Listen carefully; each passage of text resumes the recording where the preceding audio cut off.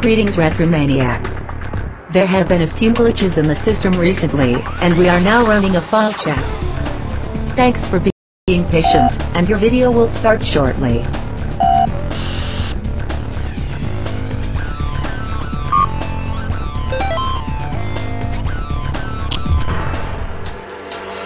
Hello everyone and welcome to episode 2 of my Amiga Memories series. Now back in the good old days I used to love a good beat 'em up, but there is one title that still stands head and shoulders above the rest. This is International Karate Plus by System 3.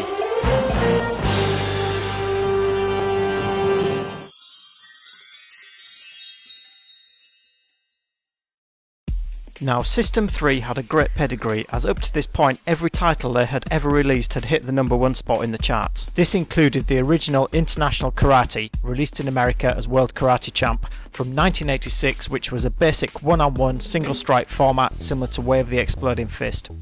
It achieved critical acclaim on the 8-bit systems and also saw a 16-bit release on the Atari ST and the PC, but unfortunately it never made it to the Amiga. Between 1987 and 1991, System 3 also released the legendary Last Ninja series, bringing to the table an eclectic mix of exploration, puzzle solving and combat. It doesn't sound too exciting these days, but back in 1987 it was a bold blend of genres that worked beautifully. If there is still any retro fan that hasn't played any of the Last Ninja series, I definitely recommend you give one of them a go. Slap bang in the middle of all this kung fu shenanigans, System 3 released International Karate Plus on the 8-bit systems in 1987, and subsequently the Amiga and ST versions in 1988. The game was programmed by Archer McLean, who had already established himself with the game Drop Zone on the C64, and proven his beat-em-up credentials with the original International Karate. Given the success of its predecessor, it's surprising that there was very little fuss made about the release of IK+. With no hype, no demo and no press release, it could easily have slipped into oblivion. Quite lucky then that it just happens to be one of the slickest, most playable and out-and-out fun games ever released. Regretfully, there is no attempt at a backstory whatsoever, and while this doesn't detract from the game in any way, IK Plus would definitely be cheesy enough to carry off some Avenging Angel style plotline worthy of the best kung fu movies.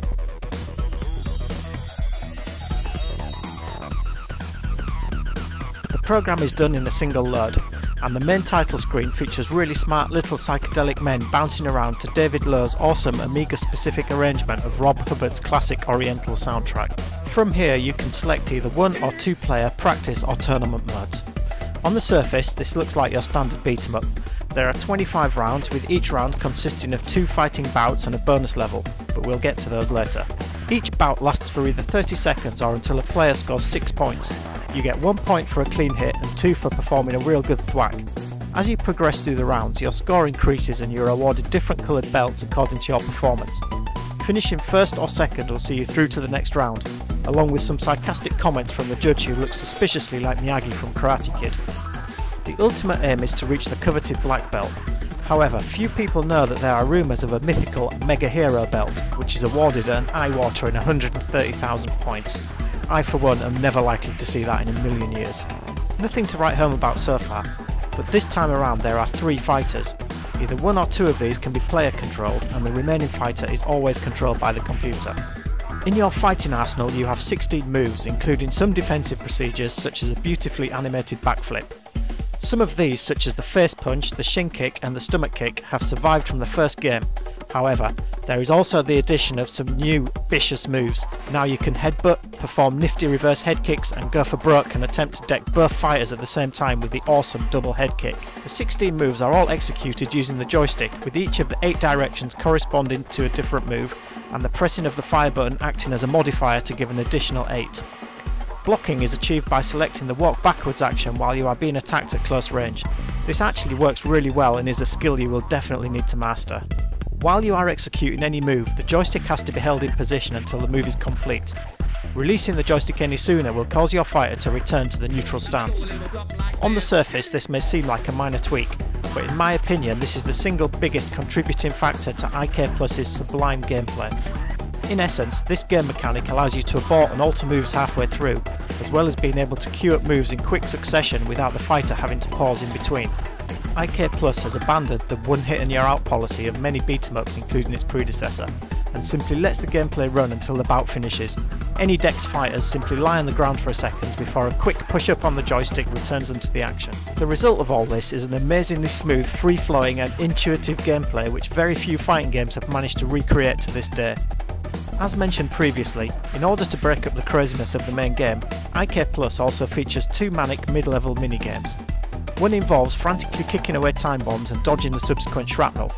The other requires you to protect yourself from fuzzy balls of death and even the occasional severed head with a metal shield. Successful completion can greatly increase your score, which translates into higher coloured belts. Better belts means harder AI challenges and potentially more jealousy from your human opponents. International Karate Plus's gameplay just exudes a deliciously violent yet comical charm. Collision detection is razor sharp and AI is generally very tight, but it does seem to have a bit of a schizophrenic tendency with a free-for-all one moment and everyone ganging up on you the next. Still, this does stop things getting boring, and on the later levels you barely get time to think, let alone react.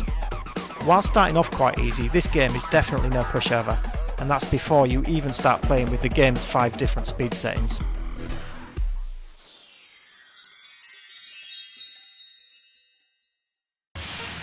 There is so much to say about the audio and visual aspects of IK Plus, it's hard to know where to start. Right from the title screen, visual expectations are high, with multicoloured fighters strutting their stuff around the sliding text and the huge IK Plus logo. Initially, this logo was designed with dripping blood, but it was decided this should be changed for something less gruesome before the game's release. In-game there is only one backdrop, but man, what a backdrop! The perpetual sunset that is reflected in the shimmering ocean is a beautiful vista that never seems to irritate the eyes. The background is kept interesting by random cameo appearances such as Pac-Man and random fish, among other things such as birds and even a very nosy periscope that pops out of the water to spy on you. These little touches really help to create an air of polish and add to the overall comic feel of the game. Despite all the above, you'll spend the majority of your time focused on the fantastically clear sprites and fluid karate animations. The smooth martial arts manoeuvres look impressively painful and the whole experience is kept quite comical. It should also be noted that the inclusion of shadows for the characters is handled extremely well and is pretty advanced considering the era. Rob Hubbard wrote the original International Karate music, and what a great piece it was. Now it has been remixed by David Lowe using crystal clear samples and a fantastically funky oriental arrangement.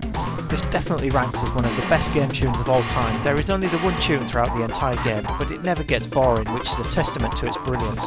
The music perfectly suits the tone and intermingles well with the aural lunacy that occurs around it.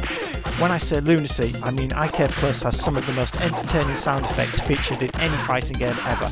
Mostly lifted from the classic 1973 Bruce Lee movie Enter the Dragon, the sound bites feature exaggerated whip-cracking punches, camp Chinese gongs and howling kung fu screams. The awesome cacophony of sound effects does an impressive job of enhancing the chaos of the proceedings. Over 20 years on, the pained whimper of someone copying the family jewels never gets old. The truth is that IK Plus is probably my favourite beat-em-up of all time and would probably feature in my top 5 games ever. It's the game I went back to long after Street Fighter and Mortal Kombat got boring. It's the game I still play when I want a beat-em-up fix. It's the first game I download for any emulator and remains my point of reference for every beat-em-up since. I'm not alone on this. IK Plus has become the stuff of legend, and rightly so. It has seen releases on many modern day handhelds as well as the PlayStation and most recently on the Virtual Console in 2008. Everybody reading this should play this game at least once in their life. While there was never a sequel, an enhanced version known as IK Deluxe was prepared for release on the ST and Amiga, but sadly it never saw the light of day. International Karate Plus is not entirely perfect, but it's pretty damn close. 3-player support would have been nice, and multiple backgrounds and soundtracks wouldn't have hurt, but it plays like an absolute dream, and it's chock full of fun and violence. IK Plus is everything a nose-breaking beat-em-up should be. It's vicious, spectacular, loud, and ultimately the most fun you can have in a pair of red pyjamas. No Amiga owner should be without it, and how could you not love a game that even has a secret code to make the fighters drop their pants?